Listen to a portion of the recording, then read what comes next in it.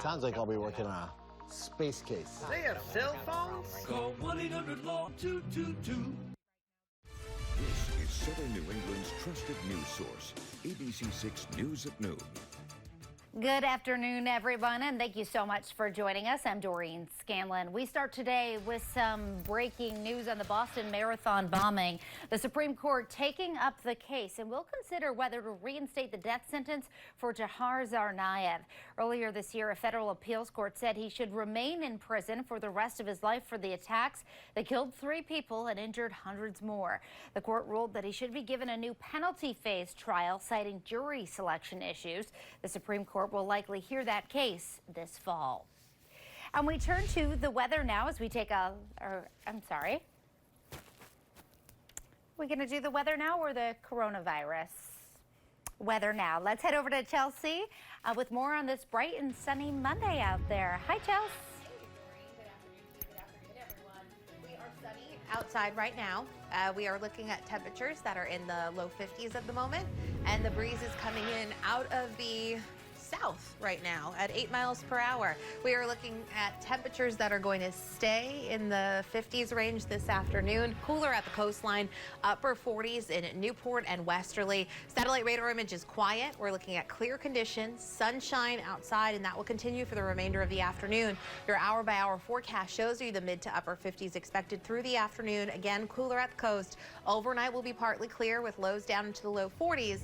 And then we head into tomorrow, we'll see similar conditions. I do have some rain in the forecast later this week. All the details in just a few minutes. Doreen? All right, Chelsea, thank you. And we turn now to our coverage of the coronavirus. And Massachusetts is officially in phase 4 of its reopening plan. This is some welcome news for both businesses and travelers alike.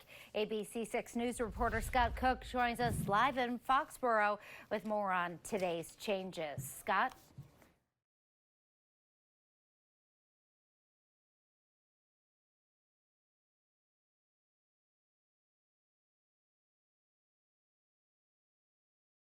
The travel advisory urges everyone entering Massachusetts, including residents, to quarantine for 10 days if they've been out of the state for more than 24 hours. But the state will no longer be fining people if they don't, and has done away with travel disclosure forms. There are some exemptions for people who are fully vaccinated or tested negative within 72 hours of their arrival. They're not being asked to quarantine. According to TripAdvisor, the demand for leisure travel is trending up, with many people booking getaways to beach locations where people can spread out outdoors. We've been looking at some of our data in Massachusetts, amongst Massachusetts travelers. And last month, we started to see travel searches up about 25% year over year.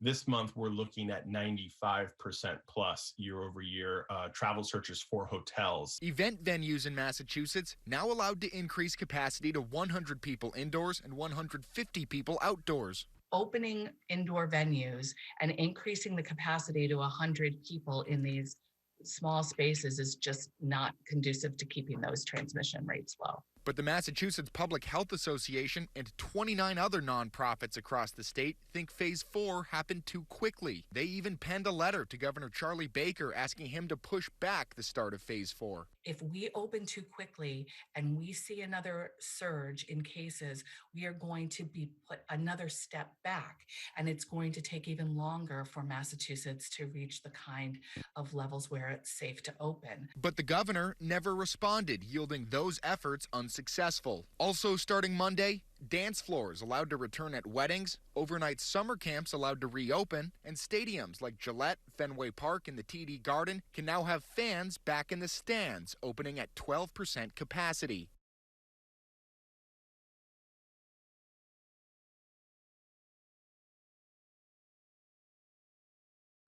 Restrictions: the Red Sox allowed to have 4,500 fans at Fenway for opening day. That's April 1st. And at Gillette Stadium, roughly 7,900 fans will be allowed in when the Revolution kick off their season a little later in April. The city of Providence says they are opening vaccine eligibility to adults 18 and over in the city's hard-hit neighborhoods. This new expansion will apply to residents living in zip codes 02904, 05, 07, 08, and 09. Residents living in those zip codes are eligible for vaccination clinics managed by the Providence EMA, community partners, as well as the mass vaccination site at the Dunkin' Donuts Center. Appointments can be made online at vaccinatepvd.com or by calling 311. And Pawtucket is expanding vaccine eligibility for its residents as well, starting today.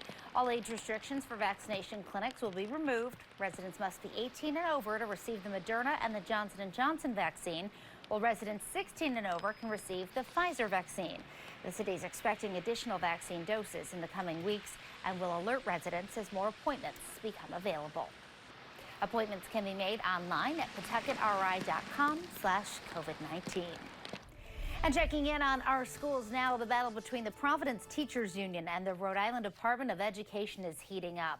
According to the Boston Globe, Mary Beth Calabro, the president of the Providence Teachers Union, says that the union has taken a vote of no confidence in State Education Commissioner Angelica Infante Green and Providence Superintendent Harrison Peters. The vote was held virtually over the weekend. It comes as the school department sent displacement notices to 270 employees to inform them that they will have to apply for different jobs next school year. Calabro says more details on the no confidence vote will be provided later today.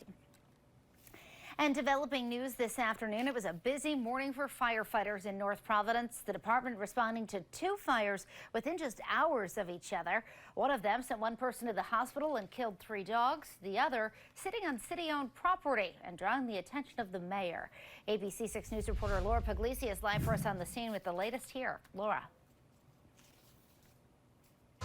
Well, Doreen, I'm on Hamlin Street right now. This is the scene of the latest fire to break out here in the town. You can see they're already starting to clean up the mess here behind me. Now, officials do believe these 2 fires were 2 completely separate incidents, and they're trying to figure out what caused them now.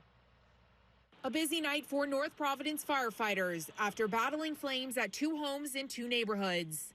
Heard the noise, people in the street was lined up with fire trucks. Kenneth Calabro lives on Rosemount Terrace, right next to the scene of the first fire. That one happened at about midnight and sent 1 person to the hospital for smoke inhalation and killed 3 pets. That's bad. I mean, it's sad. They had chihuahuas. They had like 5 of them, I think.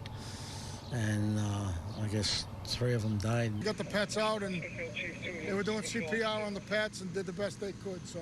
North Providence Fire Chief John Silver says as they were finishing up here, a call for another fire came in on Hamlin Road. Crew showed up. There was fire coming out of every window.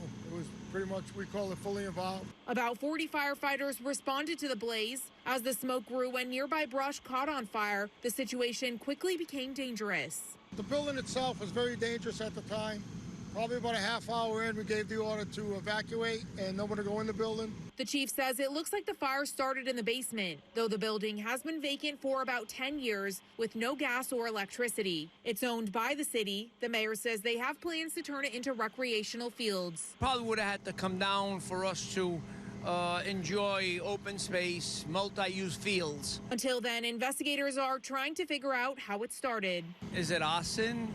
Was there a squatter in the building? We don't know that.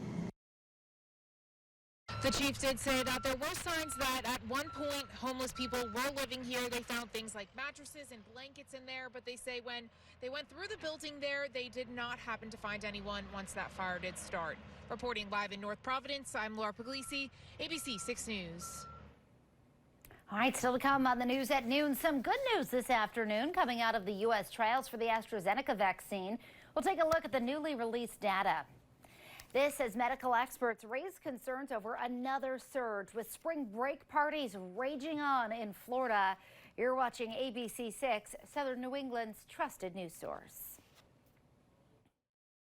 It was a bad auto accident. We're not that anxious to pay. Here are some of our options. Delay for as long as possible.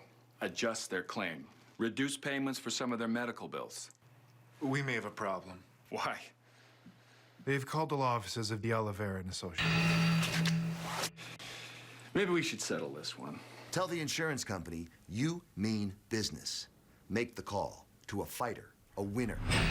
Call the Oliveira and Associates on the Hurt line right now.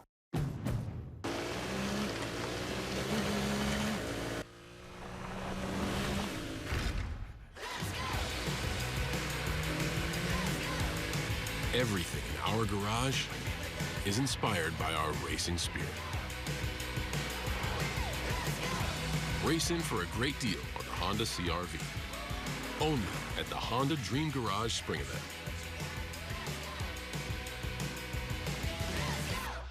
Many dealers can sell you Toyo tires, but only Town Fair Tire gives you the unbeatable combination of Toyo tires at the guaranteed lowest price, plus the most free-for-life services, like free flat repairs, free tire rotations, and free snow tire changeovers for life. If you're in the market for a new set of Toyo tires, get to Town Fair Tire, because nobody beats a Town Fair Tire deal.